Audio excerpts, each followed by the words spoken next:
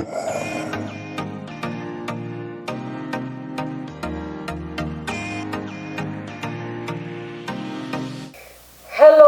thank you for watching. Thank you for keeping with us. Thank you for the comments, the subscription. Thank you for keeping with us. Today it is another time. This is Coffee with Mutesi, and as always, I am your host, Mutesi Gasana. I am with a visitor today, a visitor that has flew all the way from South Sudan. Welcome to Rwanda. Thank you, Mutesi. Thank you very much. I am privileged. Is it your first time in Rwanda? Exactly, it's my first time in Rwanda, and I'm impressed. How many days or months or years have you been here? All right, I arrived in Rwanda 4 days ago. Wow. Actually, 5 days ago. Wow. Yeah, so I came last Sunday, and I've come at a difficult time. You know, and COVID-19. This is the first time you're coming to Rwanda. It's my first time being in Rwanda, and I'm very impressed. Wow. It's detailed. My impression is detailed. Where have you visited so far? Since I arrived, I've been with friends, and I've moved to the Genocide Memorial Center, Kigali Memorial Center, and I have learned a lot of lessons there. Basically, in reflecting on my background, where I come from, I have learned a lot in that place. Wow, so the person that you see today with us is David Ayuel Abraham. Thank you. Did I mention your name correctly? Of course, the Ayuel name, it's an African name. Yeah, so mostly it disturbs people, so, but you did well. You've done a great job. Thank you. He's a youth activist. Thank you. He's a country director for Young Global Leaders Network. Yeah, exactly. In South Sudan. Yes, sure. Yeah. Why did you come here in the first place? All right. I'm in Rwanda for the Youth Spark Pan-African Conference that was supposed to happen. Very unfortunate that we came at a time when there's a lockdown. Wow. So it has been put on a hold. And basically, I have people that I work with in youth activities. That in 2019 we were in Ghana for young African leaders summit, and I met young people from Rwanda who are quite doing well. Wow. So in this little time that I've been here, we moved and doing activities of young people. Yeah, that's the beauty of being a youth. Exactly, yeah. Because a youth, you can be anywhere, anytime you want. I know, right? Yeah, sure, yeah, of course. Yeah, so you said that you visited the Kigali Genocide Memorial. Yes, I did. I know that was a whole lot of another chapter of life that changed. Of course, yes, yeah. South Sudan and Rwanda have got a history.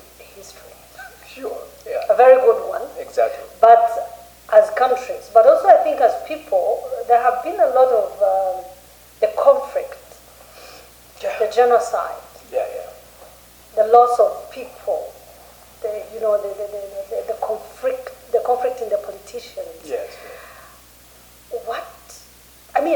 When you come from South Sudan and you come to Rwanda, and then you visit the Genocide Memorial, what were the key lessons that you learned from Kigali Genocide Memorial?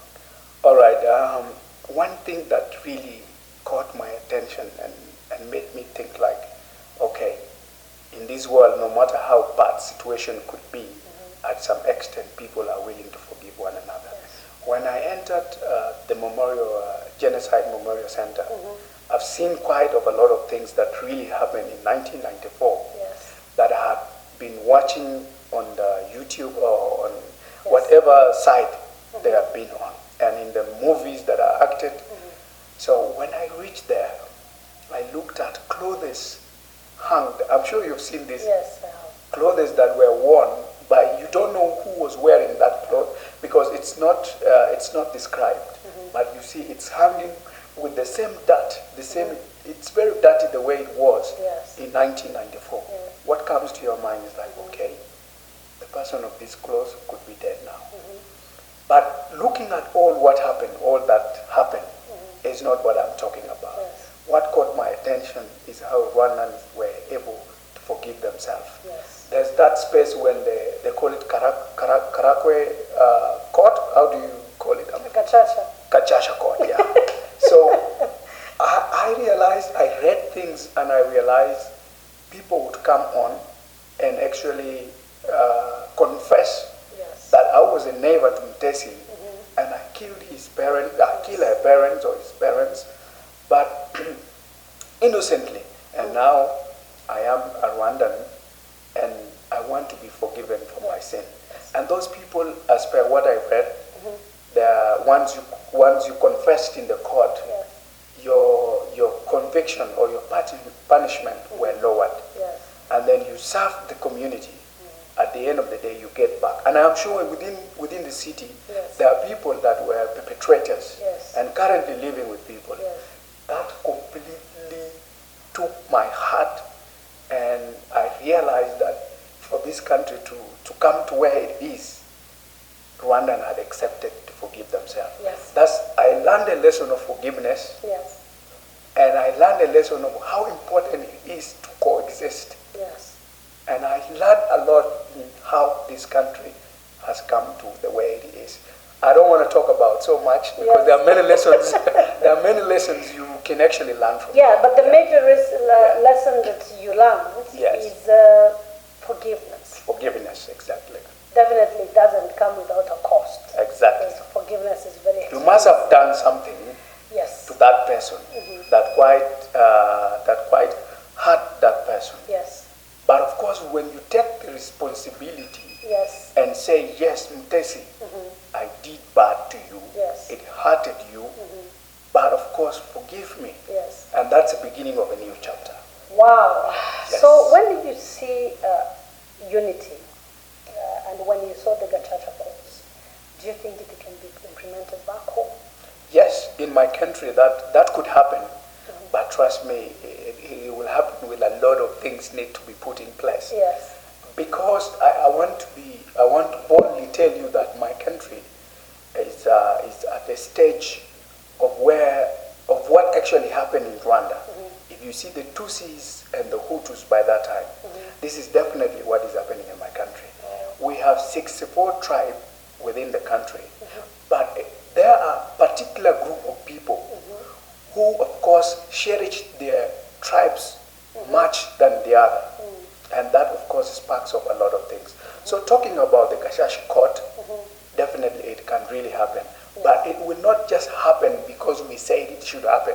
It will happen if the people themselves accept it. And it will only happen if there is a system that is in place and that is believing by establishing this court, it will be able to do justice to the people of the Republic of South Sudan. Yes, ours wasn't a big genocide like how people say. But of course, people massacred themselves. People were killed. A lot happened within the country. We call it a civil war. But that has no difference with a genocide. Because both genocide and in civil war, people are dying. So all this has to be done. So your question is very important. It is going to happen, but not now. And it will not happen because we say it is going to happen. It must happen if the system in place believes that establishing a nation that will be like Rwanda, if our country will be like Rwanda, then we must accept that justice has to prevail through these very courts. Yes. Yes. Well, as a youth activist, by the way, for clarity, civil war and genocide are different. Yes. But the only relationship is that people die. Yes. Whether through civil war or genocide. Yes. But genocide and civil war are totally different. Yes. You are a youth activist. Yes. What does it mean to be a youth activist in South Sudan? Being a youth activist in my country is quite complex because you are someone that demands for the right of the youth. And in my country, we have a number of people. You understand that we were recently liberated by people that we call our parents, including my father. He took up arms when he was young to fight for the nation. So we are having a segment. We have the elderly people that liberated our country. Of course, we cannot push them away. They are very important to us. They are the library of knowledge to us. They can guide us. But here comes in a group of other people, young people that were born in the war, grew up in the war. They are there, around 40-something years coming here, then from 80s to here. Then ask the youth that grew up in the refugees camp and of course within the liberated areas and across East Africa. Being an activist, being a youth activist, my only job or role is to call for the rights of young people within our country, be it at the representation in the leadership, and being part of decision making in the country. And I would want to say, like, Rwanda is doing very well. Yes. You understand that most ministers are young people. This is our role, and this is the very reason I took up to be a youth activist, to call for the right of young people, so that we are not driven into different paths. Yes. If you realize these days young people are too much into drugs, too much into crimes, and too much into that. But if we are mentored and empowered economically, socially, at the end of the day, you are nurturing rightful citizen, and the country prospers from there. Wow. Yes. You talked about something that is very interesting. You said us who grew up in refugee camps. Yes. You grew up in a refugee camp. I was born in a refugee camp. I was born in Itam. Oh. That's a refugee town in Ethiopia. Oh. Sorry to hear that. I was born a refugee. Yes. I grew up in Kenya. Yes. I went to Kakuma refugees camp. And then, of course, I was also in a liberated area. My father is a soldier. I have been in a barrack. I've lived literally, not just a barrack, not a government barrack, but a rebel barrack, because by then he was a rebel. So I have seen all that. And being a refugee is something that you will never despise. You will always be proud of that, because it gives you a passion. It gives you a passion and makes you believe you would do something. And of course, we will never forget countries like that have hosted us as refugees. Well, as a young person, you know, like that experience is very heavy. You know, growing up, being a refugee, but on top of that, being a child of a rebel. A rebel, yeah. Because I mean, by that time, you are a child of a rebel, and Yes. most probably your security was something else. Yes, Yeah. it was totally different. Exactly. How did you feel that time? The fact that we, the young people of the Southern Sudan, by then, which is currently a South Sudan, Republic of South Sudan, most of us, not only but me, but most of us, we lived in a different life. We've never had life of kids living in the city. Your father brings you toys, he brings you stuff, he brings you food, he brings you shoes. As a label. He is actually in the bush fighting for your rights. You are left with your mother in a certain liberated zone. It's a zone, liberated. That can be captured anytime. Before you are transferred to a refugees camp in another country, you are either in IDP camp within that very country. Yeah. You definitely have nothing in your brain. All you know that is that if I come to 15 years, 12 years, I'll be able to grab a gun and go back and fight for my country. Oh my God. Definitely, people are passionate about life. There are those who would want to be pilots, doctors. But by that time, you would only want to be what you are seeing, isn't it? If you're not seeing doctors, you're not seeing planes moving, you will not be passionate. You will not know that you want to be a pilot. But because there is too much war around you, fighters, soldiers, your father comes in a uniform, the only thing you can admire is the atmosphere you are in. Yes. So it's quite different for us that grew up there. Was it painful? It is, but of course, we thank God that at a certain age, when you are not yet that much old, we were able to be transferred to and that's refugees camps. That's when you started schooling. Exactly. At the Actually, we started schooling while in the war zones, because these very teachers would still teach. They are soldiers, but they would teach. So you had soldiers who are teachers? Yes. Wow. Okay, especially those that are relieved from duty by the rebel command. There are those that were wounded, would be sent to IDP centers. They'll become teachers, and of course there are those that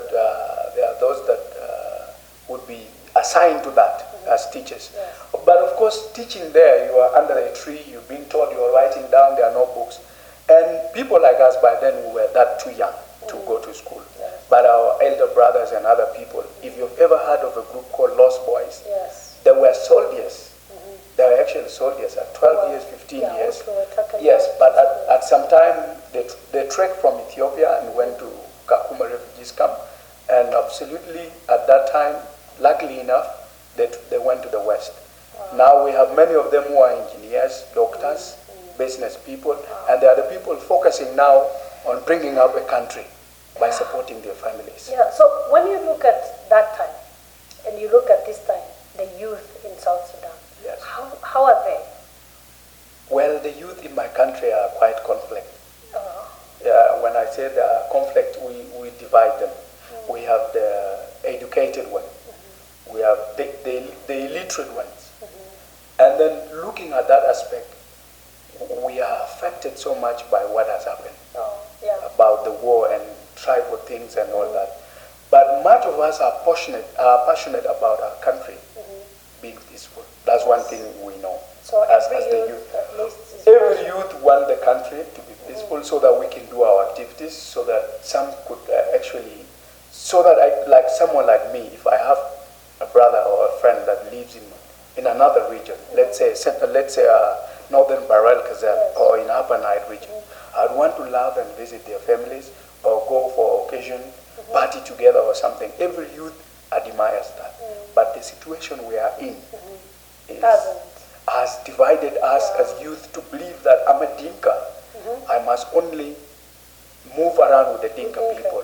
Not all the Dinka youth think like that. But of course there are few among them who would believe that we the Dinka are better than some.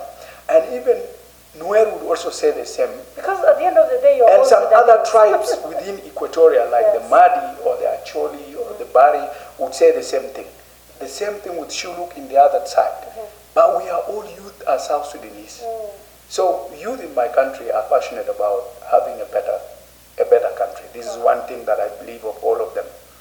But so there is hope. There is hope after whatever happens.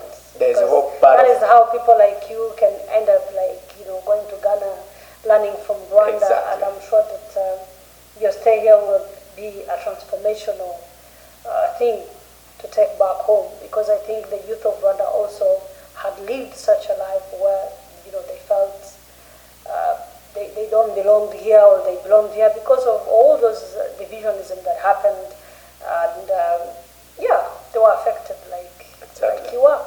And I think it's important that as young people should not be used as tools. Exactly. For the politicians to satisfy. And I want to, you know what you just said is where I want to dwell on a little bit. What you said is actually true. Young people across the world, and let me be specific, within Africa, and particularly in my country, young people are used as leaders. They are used as leaders for climbing political ambition by a certain clique of people. It's either they are tribesmen who are believed to have been in politics for a very long time, or who are believed to have centered themselves as the power station within their community or within their vicinity. They will automatically use their people to get into power by either fighting. And fighting what? You distribute guns, bring out propagandas that we, the Dinka, are better one, or we, the Nuer, are better one. Just like what happened with the Tutsi people. The Tutsi and the Hutus. You will have to bring the propaganda and then start fighting so that you can be reinstalled at your position that you were in, that you were actually removed in, or so that you become that powerful and people will fear you, and the government will have pressure now to give you a certain position. This is how young people have been used. Let's talk about social media in my country. Young people will automatically, if you get appointed today as Mutesi, president appoints you in a public place. Okay? The first people that will definitely congratulate you are your family people and your community and your tribe. What does that say? They'll even come up and organize a party. Does that happen in Rwanda here? Well, I think every Rwandan has the right to be nominated and to celebrate with the people, not necessarily the brothers and sisters. Or family, or a tribe. Or a tribe, because we have many tribes than what the colonialists taught us. And so let's not go into politics. Coffee with Mutesi, and we're still on with David from all the way from South Sudan. It's a privilege to always host young people on Coffee with Mutesi. You're a youth activist. Yes. Most of the time, the translation of that It differs. equals to speaking bad about your country. Let me say it. Yeah. I don't know if I'm using the correct language. But youth activism, what exactly do you do? Okay. First of all, like what you say, it's quite difficult in terms of how young people are not proud of their country. I am one person that is so much proud of my country. Yes. Being an activist doesn't mean that you hate your country, Yep. or doesn't mean that you're never proud of your country. If you go around the world, even the people that we believe have democracy, like America, they are proud of their country. Yes. So, being an activist, you are not someone that is against the nation. You are someone that is asking for the right Yes. of that very people you represent. And I am someone that represents the youth at my level. Not that I have to be elected into a position of a youth in the country, Yes. then I start being the voice of the youth. Yes. No. Being an activist is you fight for the rights of the people. But again, we are different. It depends on what measures do you take to fight. Are you this rampant kind of person that say, yeah, I'm an activist, my country is spoiled, my government is like this? Yes, of course, there will be no government that is good. But we will only appreciate a government that dwells on the rights of the people and protect the lives and property of the people. So with me, I am a youth activist that is very proud of my country. Yes. The reason as to why I become a youth activist is the reason why I'm proud of my country. Yes. Because if you're born responsible, you will ask for a better lives of your people. Yes. Yes. So, if you're born responsible, you will ask for the better life of your people. Exactly. Wow. How is business in South Sudan? Let's talk about that. My country is a potential business side in Africa, and you know that. We all know that. It's a marketplace, okay? If we were not affected by the recent war, believe me, Juba was going to be the Dubai of Africa. Yes. You know that. So business in my country is good, and the Rwandans who are there, and I want to thank Rwandan people. You've always supported us. Yes. In terms of capacity building, our police officers have been here several times. Even the army people have been here. Youth, young people have been here. And so much. And currently we have so many Rwandan police and the National Defense Force of Rwanda in the UNIMIS. You know what they are doing? They are peacekeepers. Yes. Okay. So those who are there would come back home and ask them, how is that place? They have gone to Konyo Konyo market. Yes. That's one of our biggest markets. They have gone to Jebel. They have gone to other part of the country. It's a country where you will start your business and grow very fast and make money. And So I should come. I'm calling you and more other investors.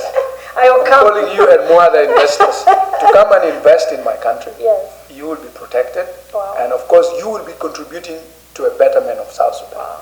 Because by the time you invest, you are making, you are changing lives, because you will employ young people whom I represent and whom I call for their rights. Yes. Their living condition will change. I wanted to, also to talk about that. Yeah. How is the youth employment like in South Sudan?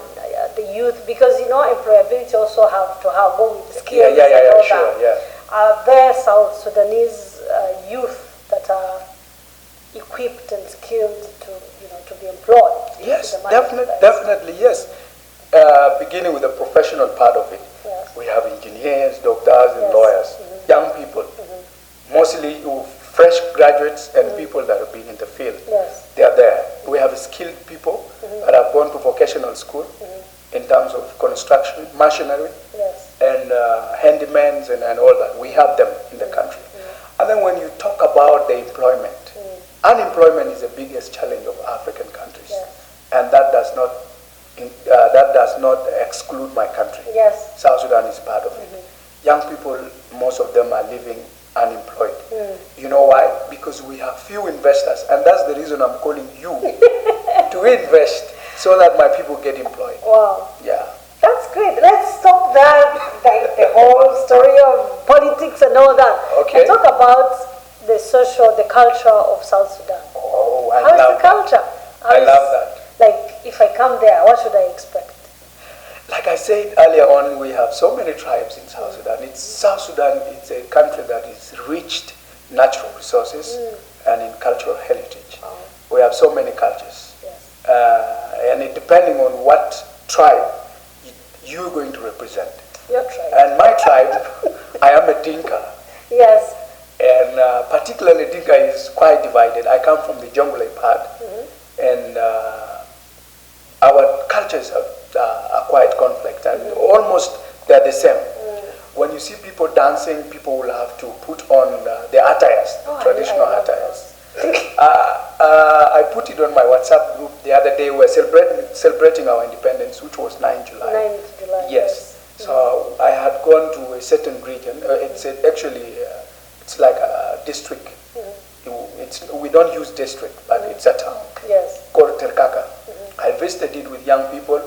We, as Young Global Leaders Network, we had made an event of going as young people and eat food there, dance, and and talk about what we can do for our country.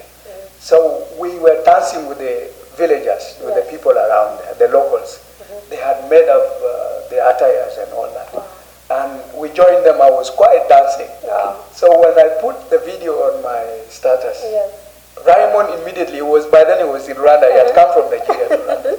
Immediately he saw that and he said, David, please send me that video. And I'm going to send you that video. Yes, watch it. please do. So it's quite interesting. People dance, and I can't describe it. Yeah. But I would want you. Yeah, I would want you one day to go. There are so many tribes that have beautiful. It's one of the places that is on my list to talk visit. about food too. Yes, food. So what should I eat when I come to to Juba? You can eat asida and khudra, and you can eat weka, which is called okra. Okra. Yeah, hey, I saw it in the market. Ghana. Even here. That's I saw Ghanaian food as even well. in your market. Yesterday I was at Kimronko market. I saw it. Oh. We were with Raymond. So maybe I don't know how to call that. yeah. There are so many things. Yes. So when I come, I'll try to eat okra. Definitely you will. And definitely I will get myself a beautiful dress. So tell me more about the youth, and is your youth, the youth in South Sudan. Yeah. Do they? Because most of the times when the countries are going through the developmental state, they tend either to forget about their language, culture. They want to, modernize and go far away from. How is it in South Sudan? It's very unique. South Sudanese are unique people from across the world, and especially Africa. If you see, most of us, we have people living in the West, in Canada, Australia, and in the US, even in the UK. But if you look at how they are growing up their children, they will never leave culture, being part of it. Wow. If you go online, you will see in YouTube videos, you will watch our people in the Western world practicing, dressing and dancing and all that. We like you people. Now, if the people on the ground within the country, what do you expect? Of course, our youth are always passionate about showing our culture to the world. We are people that always know. That's why I was telling you before, use my IUL name, because it's culture. IUL. Yeah. IUL. Well, thank you so much for accepting our invitation. Thank you But very before much. we leave, I want to ask you a question. You are a youth activist. Yes. And most of the times when countries come out of the war zone and all that, and, the war, and the countries are trying to rebuild themselves, there's a lot of international community, international development organizations that come in and take over and support. Yes. And most of the times they don't give us the sustainable solutions. Yes. When you look at it in a long term. How is South Sudan, and how is the work of the international community? I'd want to say the international community has supported us as South Sudanese for a very long time. Without them, we would have not gained independence. Yes. And not only them, even our East African brothers, particularly Kenya, Uganda, Rwanda, Tanzania, and other countries, they have contributed so much to us. So we take them as partners, both the region Yes. and the international community as large. Yes. During the war, the Norwegian People Aid Organization, which is NPA, has been offering charity work in our country when we were still Sudan. But particularly they were based in southern Sudan, where the war was. That is the same thing with the Red Cross. They have done a lot. Most of our parents' lives were saved by them because some were taken to Lokchokyo, which was the key base of the United Nations, and they were amputed. Some were saved from there. So I would want to say from that time up to now, they've been our partners. I am not leaving out the other aspect of international community trying to control you and do that. It is there, but I have not reached there. The government... You're still on the side of their supportive. Yes. No, I'm not actually on the side of their supportive, but the government and them understands that better. Yes. To me, I know they have supported us for a very long time, from war until we gain our independence. And up to now, UN is doing a lot. That's why you see the United Nations mission in South Sudan is having so many countries that have offered to help in peace building. Rwanda is one of them. Yes. If the international community wasn't there, Rwanda would not have access to contribute the soldiers. The expertise. And we thank the United Nations for that and UN security. Of course, UN carries a lot of merits and demerits, but now I'm talking of what they have done. Plus the other UN agencies, talk of UNDP, it's doing a lot of quite good job there. Talk of other small, plus our national non-governmental organizations. They are doing well in terms of youth empowerment, in terms of humanitarians, in terms of what. And our government too is the main actor. Yes. It's not doing that well. There are things that are not in place. But we won't blame them that much because this is their start. Yes. And so, we're moving well. As I was growing up as a youth, I always thought that the government is not doing a lot. But you realize... As you grow up, you begin to see the kind of cards they have to play all the time. Exactly. You know, when any leader is making a decision, he's playing cards. So if you have ever played cards or you have played the game of chess, you understand it very well. But they keep playing cards. The major thing is that if they have their people at heart, if they're having, the leaders have the people at heart, I think they play the right cards. Yeah, but you see with us youth, the most funny thing with us, we are people that get attention. We are like a small child. When you make something that makes noise, definitely you will look at that. Yes. This is what we are as young people. We want things to happen at a short time there and then. That's the blood. The blood is boiling. Things has to happen. Yes. Like if I live from Rwanda and I've seen this kind of organization, people respect the laws, people expect the laws and all that, and then I get back home. I'm not saying people they are not respectful to our laws. They are. South Sudanese are good people. But now going back and there's a slight difference. You know what will happen to me? I'm like, oh my God, we need to ask our government to do it. Why are they not doing sports every Sunday? Why are they not? Not knowing that our government has to take a process. Yes. And maybe the reason as to why they are not doing that could be a lot of factors comparing to Rwanda. And for Rwanda to have reached that level, Rwanda government must have moved towards a process. Yes, from so like a baby. We are very complicated age.